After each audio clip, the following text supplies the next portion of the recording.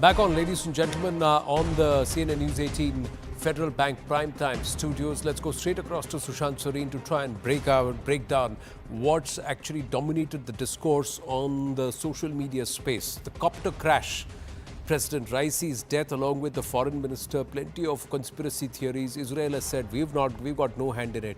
But what is the regional impact and the global geopolitical impact of what's going to unfold in Iran? Sushant ji, namaste. Namaskar, Anand. Look, I think it will entirely depend on whether or not any of those conspiracies, theories have a kernel of truth. Because if indeed there was some kind of a sabotage which took place, although I think it will be impossible to prove, or there was some kind of hanky-panky which happened, I think, expecting that there will be a larger conflict in the region or Iran is going to lash out, I think all of that is out of the window. One. So let us assume there is no conspiracy theory, in which case I don't think there will be any major impact because look, the hardliners in Iran have a complete stranglehold over the system in the country, right? And Raisi was a hardliner. His replacement is going to be a hardliner. Within 15 days, they're going to go in for fresh elections. Elections in Iran are, kind of a selection because the Supreme Leader and the Guardians Council is going to pick up the candidates who can stand up for elections. And, it's a kind of a restricted kind of a thing. So they will get somebody elected who is, going to be a hardliner. Even if there is a moderate by some chance who gets elected, his room for maneuver is very limited because the system in Iran is that the Supreme Leader along with the Revolutionary Guards really call the shots, and in some ways the power of the presidency is rather circumscribed. Now that is one set of things. So as far as the external dimension is concerned, I don't see much change coming. Iran is not going to let go of its proxies.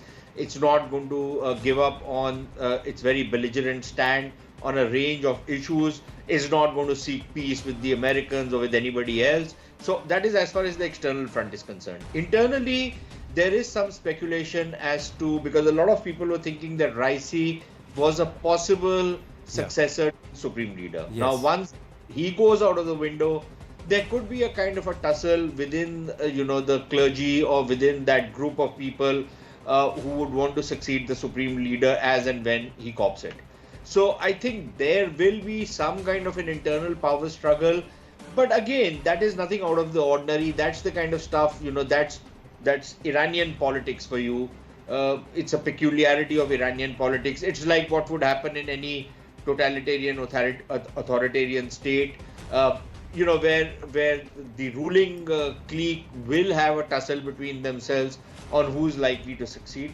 But beyond that, I don't see any major regional ramifications. But will there be a temporary pause on Iran's involvements abroad, especially the kind of quasi-war, coming out of the shadows clash with Israel, backing Hezbollah, Hamas, supplying of drones to Russia, the engagement with Turkey, and that entire flux in the Middle East?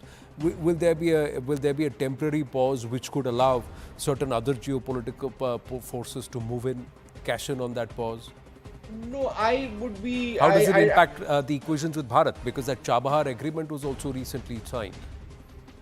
No, so again, number one, on Bharat, I don't think there's going to be any major change. Like, I don't think there's going to be maybe a temporary, a couple of days at best, if at all. A pause in the stuff you were talking about, on all the Iranian involvement in the region.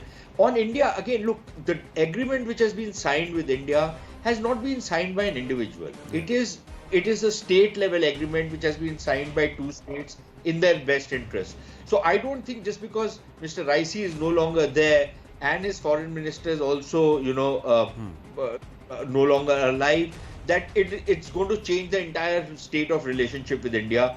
In fact, according to some people, the two people who have stepped into the interim role are people who are old India hands, who have dealt with India, are on reasonably a good wicket as far as India is concerned. So I don't see any impact on Bharat as such. On the other stuff, again, that's a national policy. So it's not like the entire state machinery has copped it. It's only the top some top leaders, a couple of officials and others who are no longer there. That does not mean that the rest of the machinery has also kind of atrophied in a manner of speaking, which means that the policy framework under which Iran was doing all the stuff that it has been doing in the region, its linked with other countries, with other groups, I don't see that change at all. Right. Sushantji, thank you very much. Short but very candid and sharp. As always, thank you very, very much for joining us. We're going to take a very, very short break. When we come back, we turn the spotlight towards Punjab, ladies and gentlemen. Amritsar, where the BJP has not won ever since Navjot Singh Sidhu. But this time around, another diplomat is now wearing a different hat altogether. Taranjit Singh Sandhu joins us, the former ambassador, now Lok Sabha candidate of the BJP, takes the right stand when we come back. Stay with us.